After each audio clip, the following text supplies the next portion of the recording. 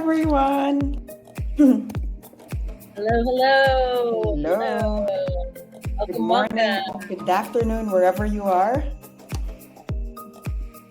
Thank you for coming. We've got that prompt for you on the screen. Yes, Here, we'd love where it. you are. I'm in Oakland, California.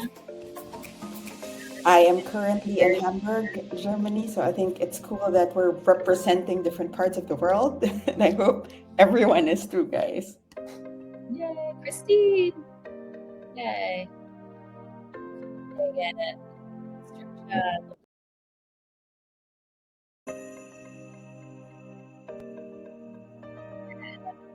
some of you are familiar with Butter already. Maybe know some of the cool features, elements here. Is everyone familiar with Butter? Maybe a quick thumbs up. Oh, Soren also, I think you are. No, I saw a bit of a pop there. It's really cool seeing where everyone's at. So I see a lot of people from Europe, actually. Let's see whether Americas will also show up and represent. Denver, the Bay Area, Ohio.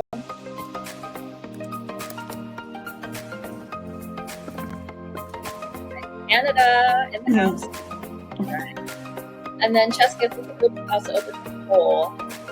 I'd love to hear from you as you all are arriving also about what kind of events you are designing and leading and for who. So that'll just help me as we're going through our session today. To think about what kind of events are you designing and leading and for who. So are you doing, mindfulness workshops for corporate teams, or are you leading your own retreats on courageous leadership for coaches? What kind of things are you up to? And that will just give you a better sense of perhaps how to address some of the questions and some of the issues that you might be coming up with.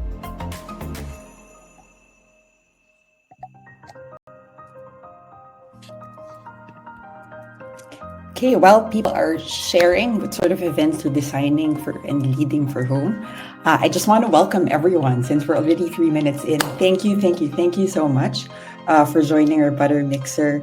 As you might have seen in the event, it's an exciting one this time around. It's going to be Jenny taking us through an experience design accelerator. So taking us through what it actually means, how can we design more effective learning experiences and make sure that the connection is really built up among our participants. So she's going to be sharing a lot of her tools and frameworks. So I've seen some of the content, guys. I'm also really excited to see how she digs into that. So I hope what she'll be sharing today will be useful and can improve or help you out as facilitators. So that's it. Turning over to Jenny now. All right, cool. I'm reading through these missions. Thanks so much. It's like a lot of workshops. Some of you are doing both private and public. A lot of you are doing private workshops, mindfulness, self-reflection and romantic connections. Love that. Facilitate team buildings, planning, leadership, executive learning collaboratives. Beautiful. These are great. Okay, well, I think we are good. Let us dive right in. So we'll take the music down. And I'm going to share my screen with you in just a moment. So again, I'm Jenny-Sauer-Klein. I'm representing the Scaling Intimacy School of Experience Design. We're all about how to catalyze connection, banish boredom, and make learning stick. And so we work with coaches, consultants, internal leaders, external leaders, educators, and we help them to really lead events that are interactive, engaging, that shake up the status quo. We're really about innovating the events industry and making learning enjoyable again so that it doesn't have to be boring. That's like the worst. So we're going to go through an experience design accelerator today. So within the next hour, hopefully you're just going to really advance your experience design practice from wherever you may stand right now. So let's get going here. There's 3 ways to be here as we are in this session. So one way is to be a consumer where you're kind of passively letting everything wash over you. Another is to be a critic where you're like, I don't know, is this really going to work? Like, I've tried that before, moving on. And the last way to be here might be to be a contributor. And so as a contributor, you are glass half full, glass half empty. So you're bringing all of your wisdom, all of your experience that you've brought from your whole life into this moment, but you're also open to learning with and from the other people on this session and from me and from whatever we're going to present here. And I just really invite you to actively participate. So put things in the chat. I'm going to do my best to monitor that, also to be on video as much as you can, because we're going to be going into breakouts, and that really just supports us having this sense and feeling of connection. So if you are willing to step into this session as a contributor, can you give me a physical thumbs up in your video screen so I can see you? Yes, I love the faces. Yes, and the reactions are awesome. Great. So we are in for being contributors for the next hour and seeing what we can learn together. So what's coming today? We're going to learn by doing. We've got a power hour to experience the scaling intimacy experience design frameworks in action. So we're not just going to talk about them, but you're going to actually see them modeled, and we'll reverse engineer that at the end. We're going to define what experience design is. We're going to review the 3 pillars of designing dynamic experiences. I'll introduce the dramatic arc event template, which is our main model for designing events, and you'll have an opportunity to connect with amazing people in this community. And you'll receive access to our guide to the dramatic arc model, and we'll give you a link for that at the very end.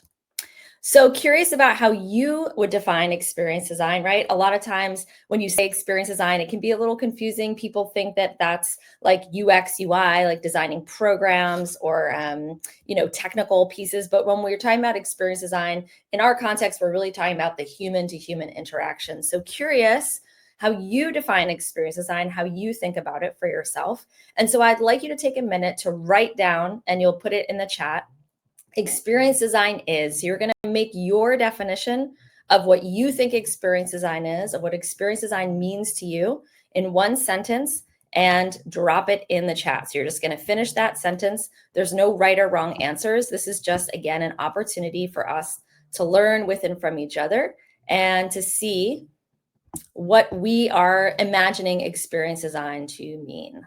So feel free to drop that in the chat. Take the next 30 seconds or so. Experience design is.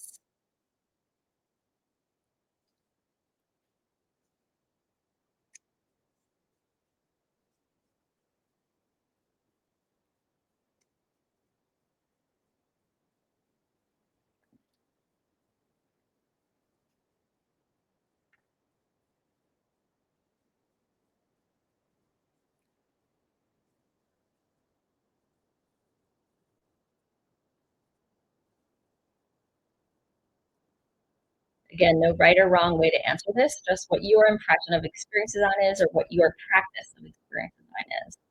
So what is specific to you? Got about another 15 seconds to complete your idea and put it in the chat.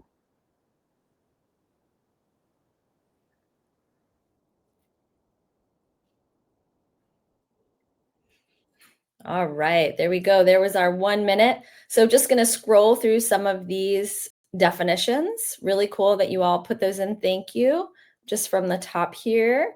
Intentionally creating meaningful and purposeful experiences that foster mutual learning and connection, anticipating and planning for the outcomes, creating a container where transformation and connection flourish, imagining how something can play out in the best possible way and then making it happen. I love that, Monica. That's really great. Yeah, right. You have this vision and then you make it come to life. And that's what's so cool, right? We get to dream into reality. Experience can be anything. It's all encompassing. It's the setup of a flow of a session and how you take everyone on the journey, a process, a memorable and impactful experience, the design of the context, creating space intentionally, right? There's a lot about intention, vision, imagination, bringing things into reality, understanding the needs of your audience, an intentional space.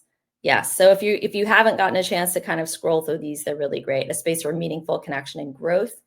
Yeah, there's a lot about here of creating this space that we're going to bring people into, and a journey that we're going to take them on. So now I will share with you the scaling intimacy definition that we like to, oh, no, I'm not going to share that with you. I'm going to share that with you afterwards when you get back. So let's talk about this in your group. So you got to post it in the chat. And you're going to now be able to get into a little breakout with a group of 2. So there'll be 2 of you. Maybe there's be one group of 3. You're going to have 4 minutes total. And as you get into your breakout, I'd love for each person to share their own personal definition of experience design and how you came to that perspective, right? Like what has brought you to that point where you're like, this is really, in my experience, what experience design means. And after each of you has shared your what and your why, then look for themes or commonalities in your definitions, as well as curiosity about the differences, right? If your partner came to something that you're like, oh, I've never heard that before, I've never thought of that before, maybe you want to ask a follow-up question. So after you've both shared your definition, feel free to just have an open conversation about that. The longer hair is going to share first, so you can determine that at session. And just want to invite you to aim for equal voice and to accept non-closure, right? So at the end of 4 minutes, you might not have finished everything you want to say, but we will be coming back to this room and aiming for equal voice here in your group of 2, which means you are listening for half the time and speaking for half the time. So do your best to monitor that. So we'll be sending you out into those breakouts now, and then we'll see you back here in 4 minutes.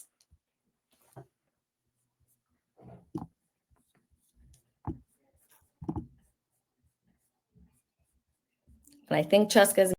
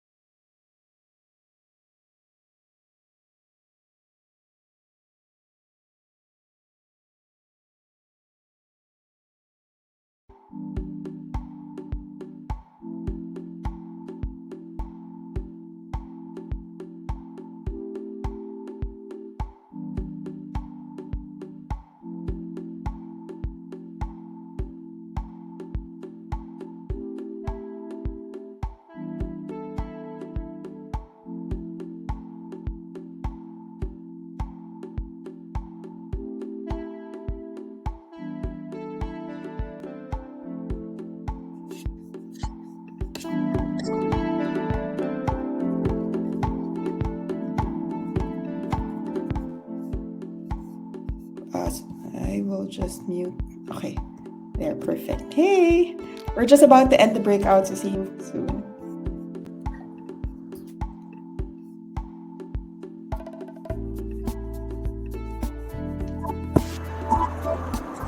Oh, all right. Hey, Jenny. Back, everybody. All right. Good to be back. All right. I would love to hear from you all as you were in your conversations talking about your definitions of experience design. And can I ask you for any themes or commonalities that came up? So would love to hear in the chat if there was anything that struck you in that conversation, anything that was interesting, surprising, illuminating. And I'm also happy to take anyone who would like to share, come off mute. So you can, I think, raise your virtual hand and put yourself in the queue, and then we can call on you. So feel free to drop something in the chat, or if you prefer, you can also just share verbally. My voice is breaking up a little bit. Gotcha. Cheska is, I will say that again. So curious to hear of any commonalities you found, themes that you found in your conversation, or anything surprising that came up. Okay. I would love to hear. Sherry has a comment. Let's hear from her. Yeah, and we can take the music down. Awesome. Hey, did you say my name, Sherry? Yes. Yeah, Sherry. Fun. That was so fun. I think what just kind of came up for us was the idea that the experience depends, right? Like you might have planned this total experience, but you might have to completely change it based on what that room needs at the time, what those folks need.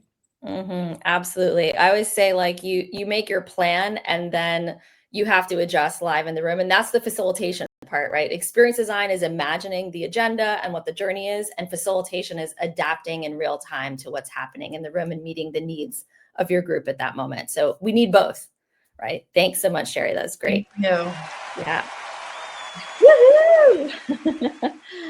Great. What else did you all notice? I'm seeing from Erica that it's people-centered, journey together, and intention. From Jade that there's, emotion is a big part of experience design. Absolutely. So how you make people feel, right? Not only what you teach them or share with them or what skill they're learning, but how they feel. Soren is agreeing in terms of target group in real time. From Mallory, the importance of humanizing the experience and the power that a meaningful experience has to carry beyond the actual training and experience space. Yeah. So how do you have that tail, right? That it's not only, we always say too, like the experience starts the moment someone hears about it. So there's this whole preamble, right? To the moment they actually enter the room, whether that's virtual or physical, and then the experience itself, and then the tail after that, right? So what's the post, what's the follow-up? How does the experience continue even after the time frame ends? Any other thoughts? Anyone who else would like to share about what you discovered in your conversation? Anything that's alive for you in this moment about experience design? If you don't know how to raise your hand on Butter, you can also just put your hand up. You can also feel free to unmute. Yeah. And then we'll put you in spotlight. Yeah. Anyone? Yeah, this is a good moment to embrace that contributor mindset because it is wonderful to learn from each other. And I'm seeing a share from Christine in the chat. I see Soren wanting to share something. Let's put him in. Come on, Soren. Come on up. Yes, well, just to add, but like attune to the like humans that are experiencing your experience, and then actually embodying and using your human skills or whatever concept of contextualizing yourself in that context in real time. So actually, often I go off grid in terms of frameworks and so on, and following through on the manuscripts and so on, because the room tends to yearn for something else or want something else or in order to have that memorable experience to continue afterwards. So yeah. Beautiful. Thank you. So again, kind of hearkening back to this, we have a plan and then we need to adjust. And so when do you, stay with the plan and follow through with your framework? And when do you ditch it and say, this is what's really alive with the room? And that is what I call the balance of structure and spontaneity, right? So when do you stick to your structure and when do you ditch it and say, this needs to be a more spontaneous moment? And ideally, most of us tend to lean towards one end or the other, right? I'm someone who really loves structure. I want to have a detailed minute by minute plan. And other people who are like, I'm just going to feel my way through it and see what happens, right? And both have their value. And so really as experience designers and facilitators, if you are designing and leading, you want to have a good balance in both for your team. And I'm just going to read here what Christine's comment was. Teaching concepts through experiencing the concepts is important, just rather than just talking about them, right? There has to be a visceral experience, and we're going to talk about that as we get through some of the frameworks here today. Okay. All right, Julia, you're going to be our last Julia. Perfect. Share in this section. Yeah, so my fellow Julia and I talked a little bit about not so much the definition for experience design, but the identity of an experience designer and who gets to call themselves that. And we were curious. Yeah, there's a lot of Julias. Guys, this doesn't usually happen. If you're not a Julia, you don't appreciate how cool this is. So we talked about how experience design is something that can and should show up in many different types of identities and roles and ways of looking at creating value for groups of people. But there could be some gatekeeping around the term. And that was a really interesting sort of revelation for us to have in talking about it. So anyway, curious to hear more as we keep going about that. Thank you, the Julias. That is a really great point. And I think that, a lot of people feel like, who am I to call myself an experience designer? And a lot of people who have gone through our courses at the end are like, I finally feel like I can call myself an experience designer. I've done this training, like I'm a certified something, but that's not necessary, right? It's like, if you're someone, in my mind, if you're someone who gathers people intentionally for an experience, for a purpose, then you are an experience designer. And that can look so many ways. Like it can look like a program, a workshop, a training, a conference, a retreat, an adventure. If you're intentionally gathering people for an experience, then you are an experience designer. So how do we help people claim that? Also, how do we help popularize this term so more people can think of themselves this way and we can grow the industry, grow the community? I think those are really, really great points. So thank you for bringing that in as well. Wonderful. So thank you for your definitions. Thank you for the conversation.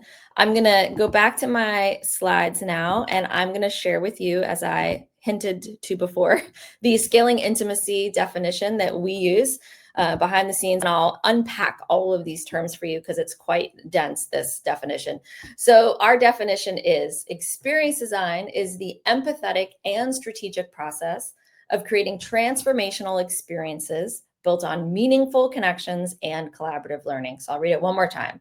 Experience design is the empathetic and strategic process of creating transformational experiences built on meaningful connections and collaborative learning. So again, I'm going to break down all of those terms now. So let's talk about experience design. I'm going to address design first. In my mind, design is the map, right? It's the agenda, it's the curriculum, it's the run of show, it's the plan for what's going to happen. So if you think about the map, like where you're going to go and how you're going to traverse the terrain.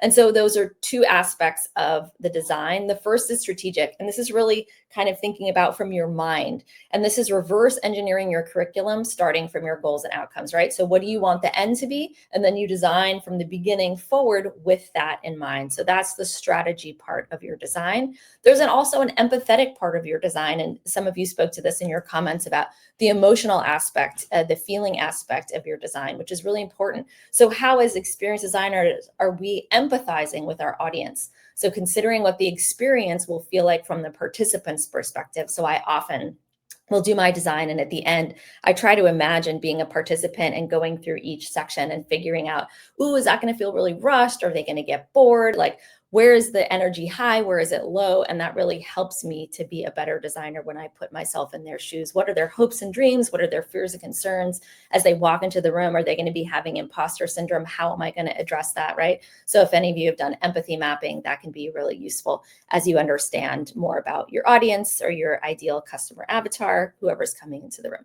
So that's your design. It's both strategic from your mind and empathetic from your heart. Then let's talk about the experience part, which is the journey, right? And we talked about this of structure and spontaneity, of having your experience design and being a facilitator. So this is what actually happens in the room, right? What people's experience is as you take them through the design you've created. And so we have 3 pillars that really define our experience. And the first one is transformation, which is really about creating change or impact. The second is connection and how we build a culture of belonging. And the third is collaborative learning, which is how we harness the wisdom in the room. We just had kind of an example of that in our little share there. So I'm going to go deeper into these 3, but this is the hallmarks of a scaling intimacy style experience: transformation, connection, and collaborative learning. So let's go a little bit deeper into these 3 pillars of designing dynamic experiences. So again, you can take these elements and play with them in your own design. So these 3 pillars, the first one is transformation. Now, for some people, transformation is a loaded word. For some people, they're like, I love transformation. It's, I'm all about it, right? But if that's a loaded word for you, or if you're working maybe with more conservative clients or corporate clients, another way you can say transformation is impact or change. And the way that I always think about that as an experience designer, if someone doesn't walk out some way fundamentally different than when they came in, I haven't done my job. So I have to figure out what is the mindset, what is the skill set, the worldview, the experience that they're going to walk away with that they did not have before that session. So how are you fundamentally going to support transformation for each participant as they walk into the room? One of the ways we do that is we help our participants expand their stretch zone. So can you raise your hand if you have seen this model before? Comfort zone, stretch zone, panic zone. Many of us. Yeah, so these are the 3 learning zones. Comfort zone, things are kind of like really easeful, but sometimes boring. Panic zone, things get really scary. When people hit panic zone in your sessions, this is literally where they have a breakdown. They might cry, they might leave the room and not come back. All kinds of things can happen if you push people too far, too fast into the panic zone. So what you want to think about doing is meeting your audience in their comfort zone, establishing that trust and rapport, and then bringing them into their stretch zone as soon as possible and expanding that stretch zone to help them experience that transformation. And the stretch is where all the learning and growth happens. It's where people are slightly uncomfortable, but they still have access to their prefrontal cortex. So they're doing their higher reasoning. They're staying somewhat calm. They might be a little nervous, a little excited. They're kind of on the edge, but they're willing to say yes and continue. So you're expanding that stretch zone. Think of it like a rubber band before it snaps, so you're not getting to that panic zone. So that's another way to think about creating transformation. Second pillar is connection. And this is really creating psychological safety and a culture of belonging. So important, right? I think many of you have seen in sessions, connection often is the thing that falls to the wayside, right? Because we have so much content we have to deliver. But the reality is when we invite even just a little bit of connection, it can go a long way into helping our content land more deeply, because when we connect people, then they're open, they're receptive, they feel more human, they're willing to admit mistakes, they're willing to ask for help. And, Project Aristotle, which was a study by Google, found that psychological safety was one of the most determinant factors for high-performing teams. So this is not just a soft skill. This is not just a nice to have. It actually results in productivity and better collaborative skills when we bring connection into our events. So we have a whole series about keys to connection, which I can share with you later. And these are just ways, again, you can connect early, connect often, and gradually increase vulnerability. And those are great skills to bring in to a session to really help create connection with your groups. So would love to hear from you. I'm going to pause my sharing and would love to hear some sharing from you. What are your favorite ways to connect participants and to create belonging? So happy to have you drop that in the chat. Thinking about your favorite ways to connect participants and create belonging. How do you do that? And that might be in a virtual session. It might be in person. Are there specific questions that you love to ask that you feel like really opens up a room? But would love to just have a wisdom share in the chat for a few moments about what are the tools, the techniques, the questions, the approaches that you use to create connection and help people start to feel a sense of community, right? Because that's a part of so much when we talk about what's the follow-up after an event. It's so much the relationships that we create during the event itself. And so I find that that's a big piece. When I see that authentic relationships have been started from an event, that to me is a huge metric of success. All right, so from Susan, have them introduce each other in a short breakout to get to know one another. That's great. So I know a lot of you are typing, so I'm going to give you a few moments to type here. From Tess, recently shared the icebreaker, If You Really Knew Me. That's one of my favorites. That's on Play on Purpose, which is one of our other tools of 80 icebreakers and team building games. We have that one, If You Really Knew Me. Those are all video tutorials, so you can learn new games to use with your groups, all about connection and engagement. Yes, and it surfaces something beyond just the surface level.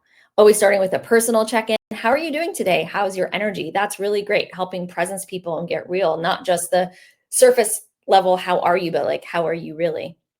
I love that.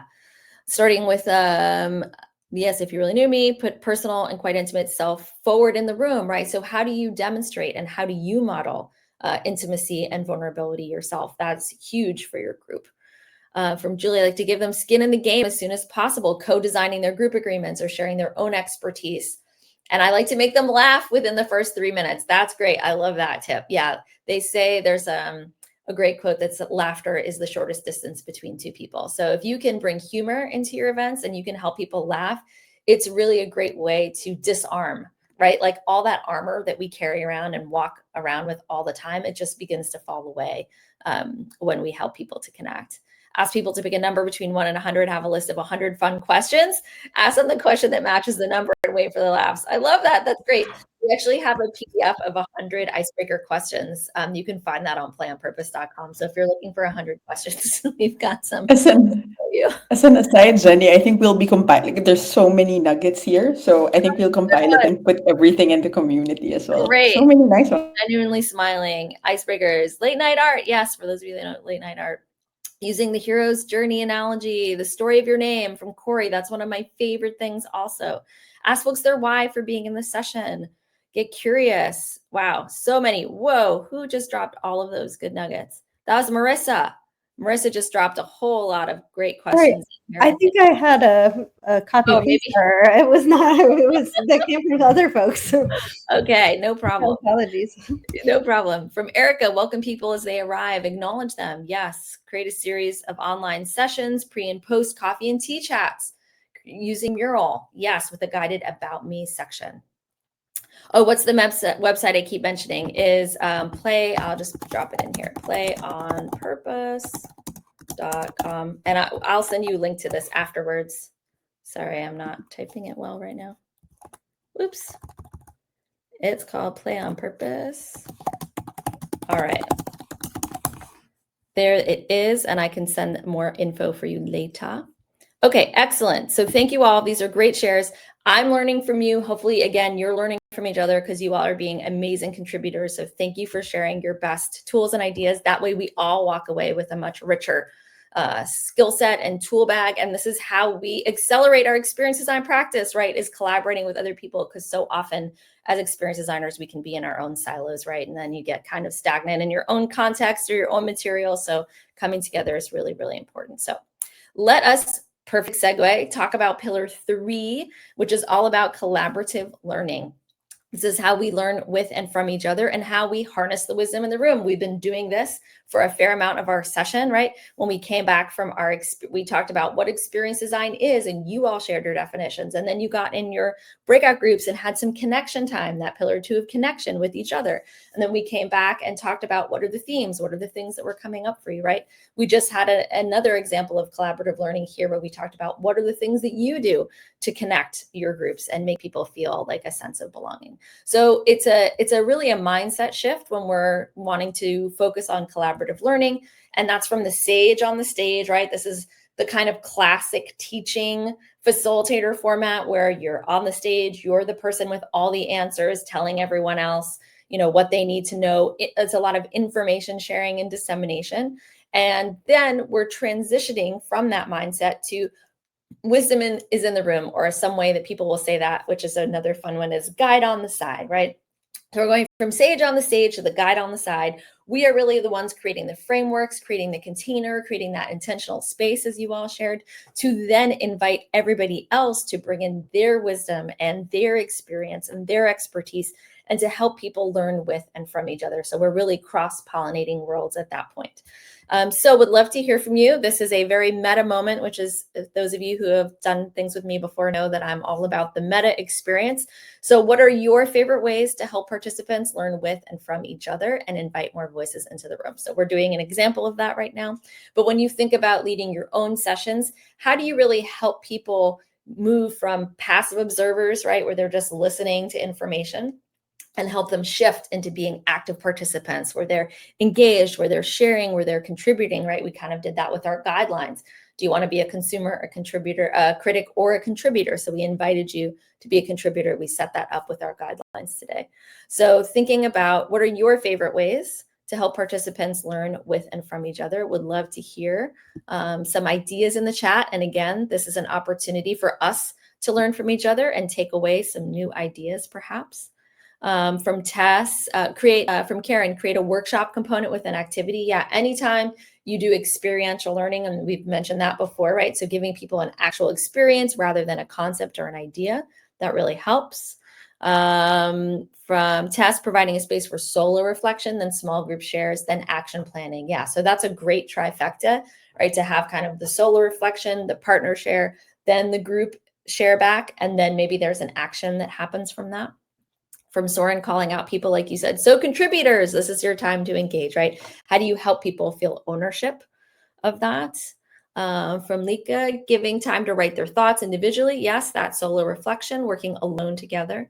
Yes, so a lot of what's coming through here from Christina. Also give them space to reflect first, and then small breakouts, and then the bigger group, and allowing for everyone to speak. And some of you may have heard some of the guidelines around this, like we shared earlier, around equal voice, right? So if you're in a group of 3, you're speaking 1/3 of the time and you're listening 2/3 of the time. I find giving people those metrics can be really, really helpful. Yes, good old sticky notes from Sherry. Thank you. From Julie, I like to make them teach each other 5-minute lightning sessions where they impart their wisdom. Yes. Speaking of meta, I like to challenge them to make their experience feel engaging and fun. Excellent. Inviting small contributions, anyone can be happy to share, and then increasing the demand. Yes. So sometimes just getting people to nod. Has anyone had this experience? Yes. Raise your hand if yes, right? So those are small ways you can start doing breadcrumbs. Excellent. Using things like Troika, I believe that's from Liberating Structures, providing advice and feedback opportunities. If you're not familiar with Liberating Structures, another great thing to play with. Excellent. All right. So now I'm going to take you into the 3 event models. Thank you for all of your contributions. So the 3 event models, these are, well, you'll see. We'll talk about them. There's 3 event models we're going to talk about. The first is the flatline. Second is the chaos. The third is the dramatic arc, which we're going to go into more detail here, which is the model that we've developed and used in our practice.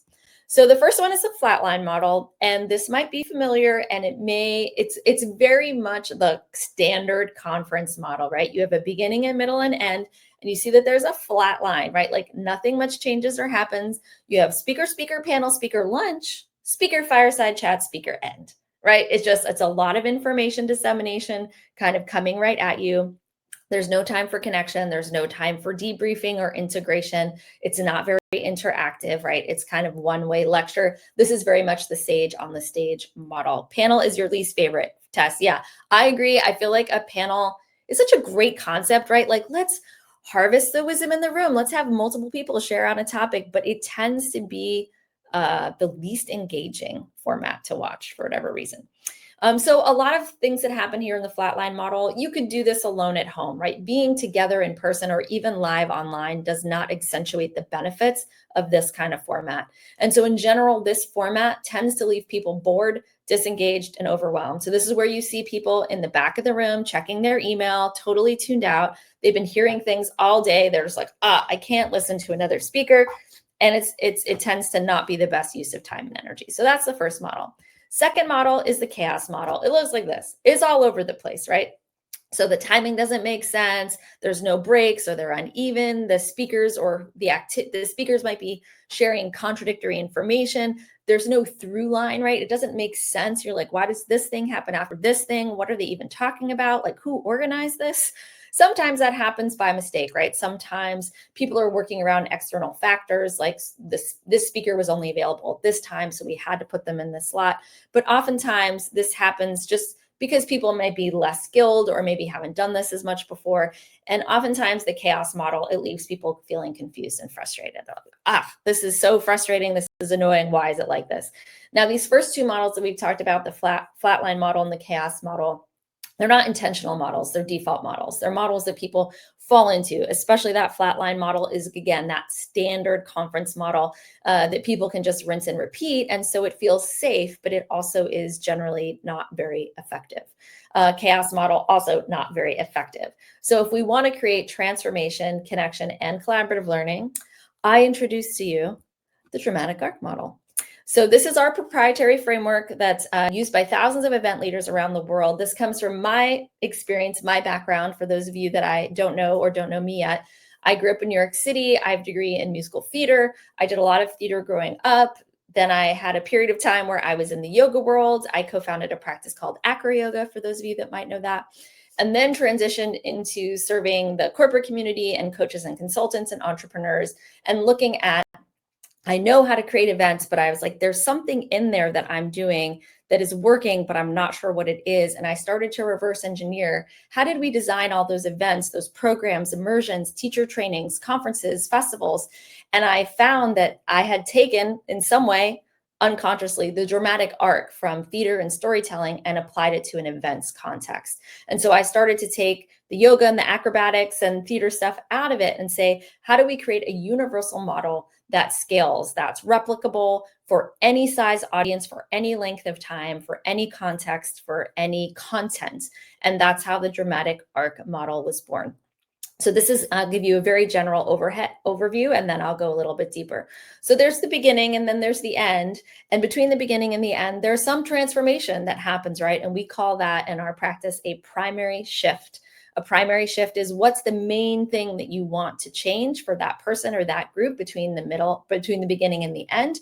And we describe that as a from to statement. So we want people to go from being confused to being clear. We want people to go from thinking about, from talking about our values to living them and making critical decisions every day using that rubric, right? So it's a from to statement. Where is your group starting from? And where do you want to take them to? So that's that's the way that we frame the transformation. So you'll see in the middle, kind of 2/3, 3/4 of the way through, there's an arc, right? Looks like a mountain. And at the top of that mountain is what we call the pinnacle. And the pinnacle is the promise of your event. It is literally the point. It is why people came. It is why they are there. And that's where you're going to deliver that transformation in an experience, not in a thought, not in an idea, not in a keynote, but in a visceral experience and exercise and activity that people are going through that is going to deliver that transformation so that they walk away changed in some way fundamentally. As you build towards the pinnacle, you share your guidelines. We did that in our beginning, our critic, consumer, and contributor. So those are mindsets that help people get the most out of the experience and get them all on the same page.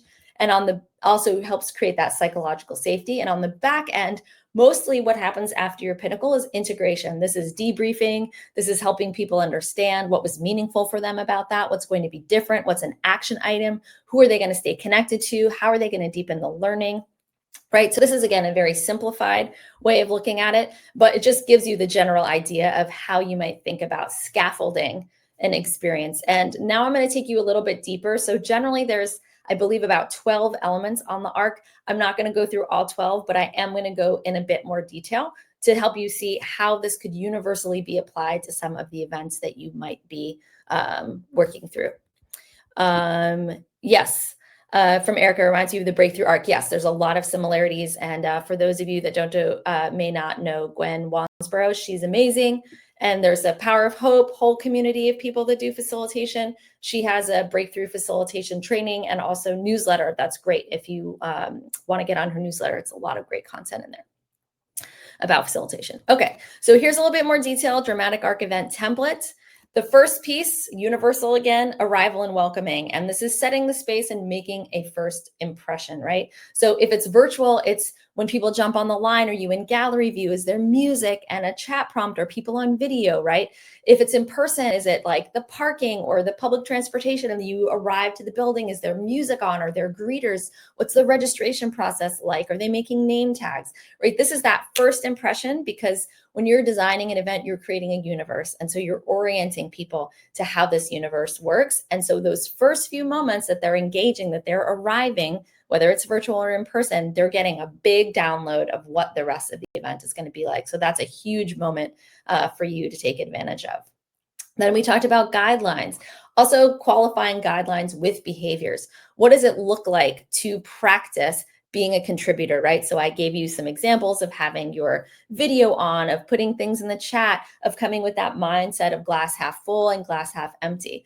So generally, I like to say those are 3 to 5 rules of engagement, community agreements. Someone talked earlier about inviting people to co-design those guidelines with you, those community agreements. So lots of ways you can establish those. I find 3 to 5 is generally a pretty good set that creates a world but isn't overwhelming. And so when you have those guidelines, then people really can own that world with you, and they're supporting the creation and the holding of that container.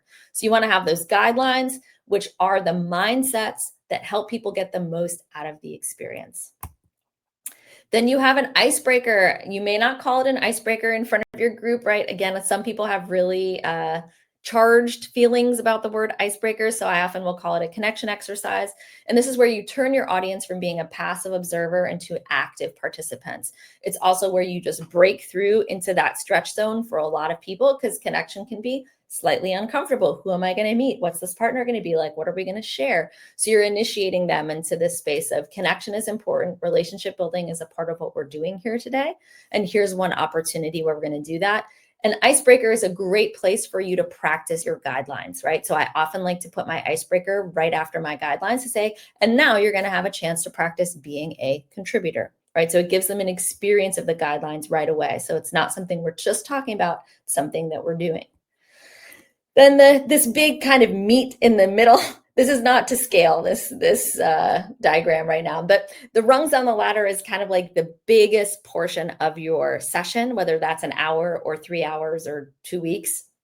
It is that series of exercises, workshops, or speakers that build upon each other. So this is where you're going to have all kinds of things that are leading up to your pinnacle. I call this your rungs on the ladder, because if we think about this arc, if you think about it like a ladder, you want to sequence your activities or your exercises equidistant from each other so that people don't go into the panic zone. When you have missing rungs on your ladder, people are reaching too far. They can't quite get there. They're not psychologically ready. It doesn't feel safe. That's when you hit panic zone. So think about, as you're programming all these elements, that they're equidistant from each other. So people are climbing and it's feeling like, yes, I can do this. Yes. So that's your rungs on the ladder. That's the majority of your content for your session leading up to dun, dun, dun, your pinnacle. This is the experience, not the idea, the concept, the experience that delivers the promised transformation of your event, right? This is where your primary shift, your from to, comes alive. So they're not just talking about being a courageous leader. They are practicing being a courageous leader in that moment. You're asking them to do something where they feel and embody, I am a courageous leader. I know I can do this because I'm doing it right now. And then again, downslope is all about integration. So we do our pinnacle integration. We have a debrief. So you make sure that the pinnacle is felt and retained, right? Because if you do that, boom, high level, big exercise, and then you just end your workshop, people don't really get a chance to assimilate and digest what just happened, what's meaningful there, what's different now, what am I going to do with that? So you really want to take time to pause there. That's really, really important. And then again, you have your closing. So an intentional moment where you say farewell and you send everyone off on a high note. So you don't want to end with logistics. You don't want to end with your call to action. You want to end with some kind of sweet, fun moment where it's really about what's the feeling that you're sending people off with. Okay, so those are some of the core elements. I haven't gone into all of them, but these are some of the most important ones.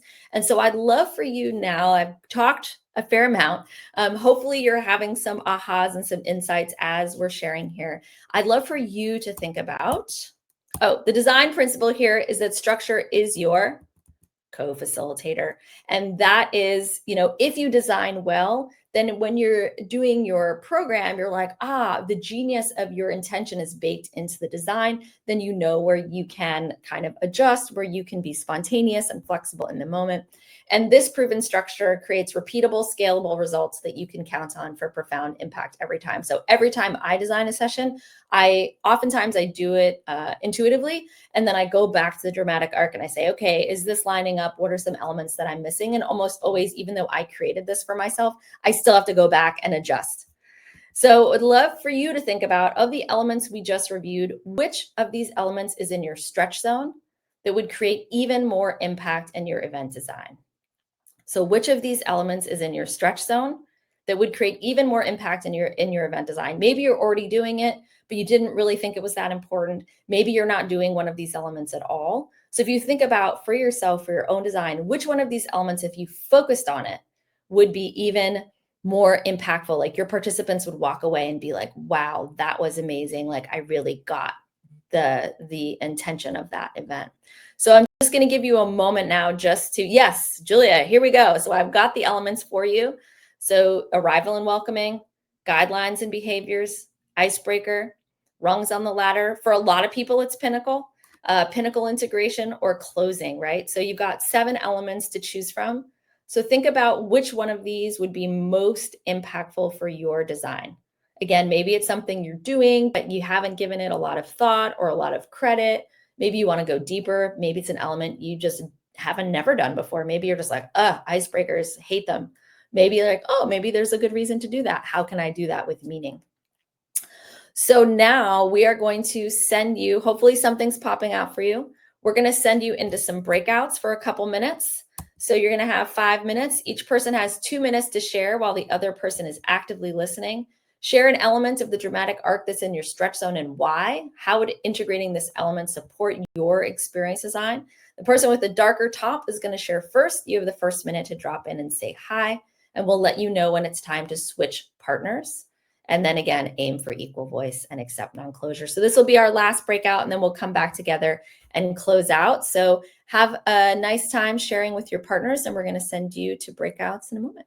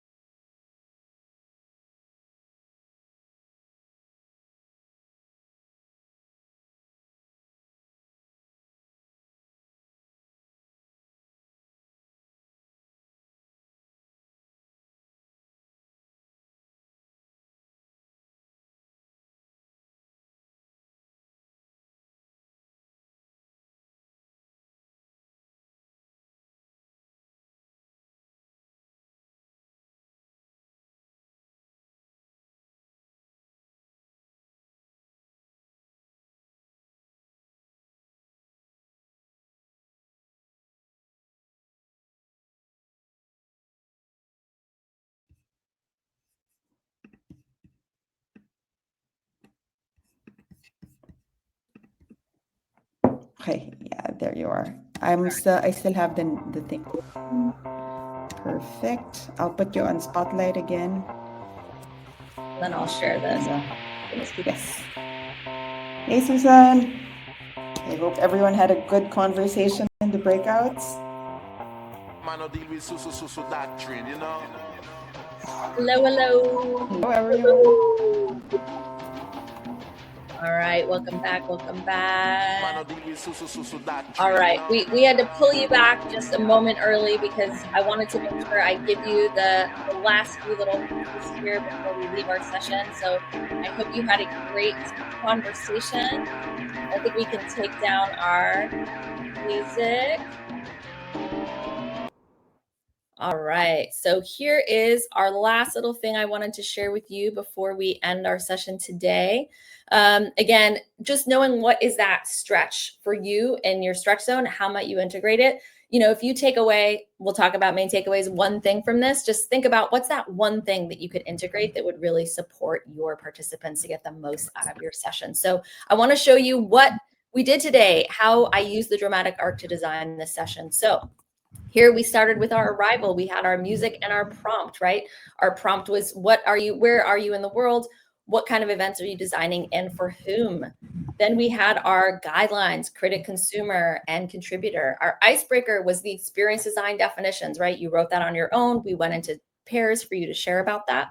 Our rungs on the ladder, some of the elements we did today. The 3 pillars we talked about, the transformation, connection, collaborative learning. We did our 3 event models, the flat line, the chaos, the dramatic arc, and then we did that deep dive review of the dramatic arc. Your pinnacle is what you just experienced, was your breakout on your stretch zone. It requires a little bit of vulnerability, a little bit of self-reflection, stepping into your, I'm already really good at this, and how could I be even a little bit better? Where do I want to stretch myself as a designer? Then after that, our pinnacle integration. Well, we didn't have time for this, but in general, we would come back and do our chat debrief of your stretch zone element, right? So we'd hear a little bit more of which element and why. The cumulative integration, which I didn't talk about, the cumulative integration is where you look at the whole session. So you're at the very top of your ladder and you're looking back to where you started and you're like, wow, look how far we've come. What does it mean? What am I taking away? That's what we're doing right now. So this is that meta review. And then that final reflection and closing we're about to do right now, which is your main takeaways from the session. So this is the arc that we did today in 1 hour. So just to show you, you can do this in 1 hour. You can do it in a day. You can do it over the course of a year. So what is your main takeaway from today? Would love to hear that. We're asking you to summarize it in a word or a phrase. And Cheska is going to put that in a poll. I'm going to stop sharing my screen here so we just come back to see everyone. So would love it for you to share, what is your main takeaway from today? What is the thing that really stands out for you? If you were like one thing that you're going to apply, or aha, an insight that you had. And while everyone is putting in their answers on chat and thinking through some of the takeaways, I think let's also take a moment to thank Jenny. There was a lot packed in this, a lot of nice frameworks and tools and insights really packed into the session. And we really hope it was valuable for everyone and that you also had a lot of time to reflect and unpack it in the breakout. So there's a lot more there in terms of the framework and the techniques that Jenny will be sharing. So if you want to learn more about it, I'll be sharing some links over chat on how you can connect with her, how you can be notified about their trainings, and some of the resources that they also have, like Play on Purpose. So please, if you guys can help me just share Jenny a round of applause. That's S2. That would be really, really awesome. And thank you all so much for joining and sharing your time with us. You guys have been really lovely. Thank you. Thank you all. And if any of you want to hang out for a couple minutes, if you have feedback, you want to chat, you have a question that we didn't get to answer, something that came up for you during the session, I'm happy to stay on for a couple minutes and chat. So feel free to stay on the line. And if you need to continue with your day, then thank you so much for joining us and for being wonderful contributors. And I really enjoyed. Thank you for staying with my pace. I did my best not to overload you, but hopefully give you something of substance that you can really chew on and apply in your practice. So appreciate you staying along for the ride. Yes. Do you think Susan has a question? Susan, you want to come up and ask? Perfect. Feel free to go on unmute. Press M to unmute. Susan? Okay. Well, let me just unmute you, Susan. Okay, perfect. If not, while we're figuring out maybe you can put it on chat, Susan, and while that's happening, let's call on Kimberly. Perfect. Hi, can you hear me? Yes, all good. Hi, Jenny. Thank you so much for this wonderful workshop. I loved it. I guess I've been doing it unconsciously, but I love structure. So this is just gives me more ammunition. I would love your feedback for groups that you work with repeatedly, right? So I work with some teams quarterly. And so do you continue to use this framework kind of like they know what to expect? Like, are there ways that you kind of change it up when someone, not that they know your style, but you work with them so frequently so they know okay, well, this is going to build on this, and then she's going to do this. So I was wondering if you could kind of speak to that, working with groups that know your style, who know how you facilitate, how you kind of add additional elements so they don't know exactly what's coming next. Right, totally. Yes. I think that, honestly, what I find for most groups is that they actually appreciate some predictability. Like if it's always wildly different, then people are like, I don't know what to do. But if you are consistent in some way, then you can go further faster. One of the principles we work with is go slow to go fast. So it's like that first part of the welcoming, the guidelines, the icebreakers, going slow there is so important to create the foundation. And once you have the foundation, then you can really start moving more quickly. If you're working with the same team multiple times and they already know the guidelines, you probably don't have to go through a laborious explanation of that. You're not co-creating that, but I would suggest still maybe a mention of that, just presencing it or seeing if maybe a new guideline is now important because of something that's emerged in the group. So there's some balance there between creating the consistency, but then not letting yourself be on autopilot or be like, oh no, I just do this, and changing the icebreaker every time, right? So it's that component will be there, but the content will be different each time, or will be refreshed. Or if it's not different, then you're just kind of making a nod to it. And, if your pinnacle is different every time, people get to know oh, there's time to reflect. There's time to integrate. There's going to be a break. And that's actually a positive thing for the most part. I have not found that people are bored because of that. They actually feel more safe and confident because they have a sense of it. And what the structure is, but they don't. So it's going to feel like magic to them. And it's going to be really clear and straightforward to you, but they won't get it in the way that you are doing it. Very helpful. Thank you so much. Yeah, you're so welcome. Thank you. And just to kind of plus one to what you shared, Kimberly, I think a lot of people, what I did not say is this dramatic arc, it again, for so many people is oh yeah, I've been doing that, or I've been doing a version of that, or something similar to that intuitively, right? So it's kind of taking what a lot of us do and feel intuitively and just creating a vocabulary and a structure around it so that it can be scalable and repeatable, so that we can share it with other designers or the people that we're working with. So then you could be like, ooh, rungs on the ladder. I think we're skipping some rungs there. I think people are going to go in a panic zone. It just makes your design process so much faster and easier, especially for yourself, but especially when you're collaborating with other people, because then you have a way to talk about it that everyone understands. And that's part of what I love about having a framework. All right, who's next? Tell us next up. Jessica. Donatella. Hi. All right. Hi, Jenny. Thank you so much for this hour. I had a question because we talked a lot about the stretch zone, but sometimes wonderful things can happen in the panic zone too. So I was wondering if you had any tips on how to design for the panic zone purposely and intentionally. Yeah. That's it for the group. Yeah. So Great question. Do you want to share anything more about specific context that you might be thinking of or designing for, or what you might be hoping to get out of taking people into their panic zone? Right. So I have two examples. I guess let's think of an easier example: corporate community, a purposeful meeting in which it's needed to have conflict in a way for energy to emerge in a different way.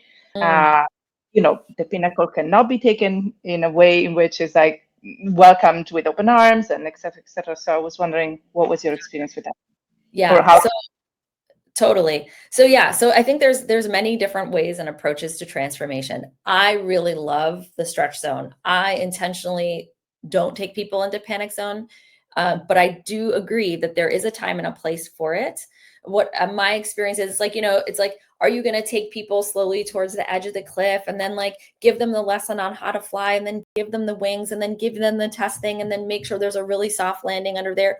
Or, and that's one way of creating transformation. It takes longer, but it's also a kind of, in some ways, I think also for the nervous system, kinder and gentler for the participants, and also easier for you as facilitator, right?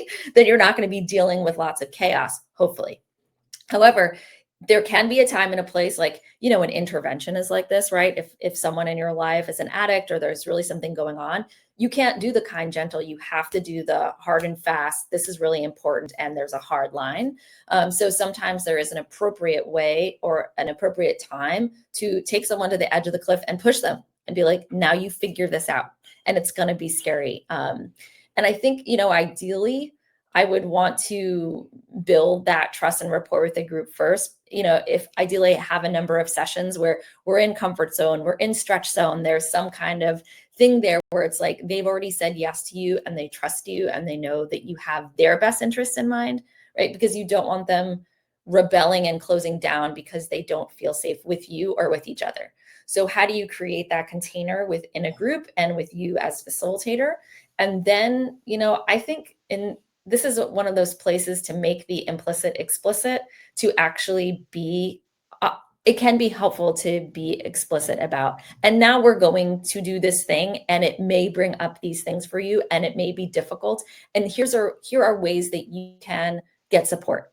And so maybe that's bringing in extra facilitators. Maybe it's bringing in therapists. Maybe it's having a quiet corner. Maybe it's having like a timeout card, right? What are the ways that you can help people cope with that, which can be the fight, flight, freeze, where literally they're not thinking rationally and like shit's going to go down, basically, right? So how do you prepare? Like, how do you pad the walls, or what are you going to do to help them feel held in that scary place? So I think that's really about how you plan for that ahead of time, so that when those big feelings or big reactions come up, that there's a safe container for them to experience that. Is that? That absolutely help. And so and I think the solution there is also declare that the process. It's kind of like make the meta visible for them to feel safer in design. Okay, thank you so much. You're so welcome. And there are times in groups where I will talk them through the comfort, stretch, panic model. So especially with groups that are more tentative or nervous, sometimes I find it's really helpful to just lay it out and be like, hey, if you experience this, that's a good sign. Like, this is where we're going. This is what it might feel like. And if you experience that, then just know that that's intentional and you will be, supported in that. Okay. Thank you very much. You're welcome. Marissa? Oh, hi. Great. Thank you so much for the question, by the way. It's such an interesting discussion. It's just ping-ponging back and forth. Yeah, totally. Yeah, thank you so much for this session and the conversation as well. I was just wondering if you could talk about your from to for this session. I have a guess, but I'm curious. Yeah. That's a great question. I don't know, because also with a session like this, where it's like, I don't 100, I've talked to Cheska and some of the folks at Butter, but it's like, it's such a diverse audience, and like, what are people going to be coming in for? This is like a truncated version of our intro to dynamic experiences session. So I was basically taking that content and trying to eliminate content in order to make the hour work, and still have all the elements. And I'd have to pull up, so I know that session was designed with a from to, and I'd have to pull up that thing to see what it is. But if I had to riff on a from to, I'd probably be like something around, and this is what I find most people in our world is like, from feeling like pretty good about your design practice, but still doing things oftentimes by intuition and guesswork, and often longer than you want them to, and often feeling alone and isolated in your practice, to having a repeatable, scalable framework that is like a structure that you can lean into to produce kind of guaranteed results. So it's not so like sometimes it works and sometimes it doesn't, and feeling like you have a community of people to rely on and collaborate with in that process. So thank you so much. I feel like I achieved it. Thank you. Awesome. Yay. And that's always a good thing, right? Like I was doing a team building event recently, and it was 2 teams. It was just post a merger. So it was 2 teams coming together to, try to merge basically. And like the very end of the workshop, we've been together for 3 hours, and I was asking for main takeaways. And one gentleman said, wow, before this, I really felt like we were this team. And now I feel like we're one unified team. And I was like, boom, like I didn't tell them that was the primary shift. I wasn't explicit with it, but it was embedded into the design, right? And so then it delivered the promise, and they got the promise. And so that's when you're like, yes, it lands when you get that kind of feedback, or, you get that feedback from the client. But that's one of the first things I will do if you work with clients where you're designing sessions for their employees, staff, whatever. But that's one of the first things I will do is design a primary shift with them. Be like, where are we meeting your group? Where are they at now? And where do we want to take them to? And making sure that that's realistic, right? If you want to go from a toxic gossip culture to like loving collaborative relationships, like, well, you're not going to do that in 3 hours, right? So it also helps to set expectations for like what's realistic with the time that we have. Thanks, Marissa. Thanks, Marissa. Any other questions? We got my brain. We have it for 2 more minutes, guys. So let's take advantage of this. Okay, if not, okay, going once, twice. I think everything's everything's sort of answered. So again, thank you so much for all the questions. We ran 15 minutes over time, but all the questions were super insightful. And we'll be posting the recap in the Butter community. And if you have additional questions or thoughts, reflections, feel free to share it there as well. I know I'm deviating away from the dramatic arc takeaways, but thank you so much, everyone, for joining. Have a lovely rest of the day. Bye. Thanks, Jenny.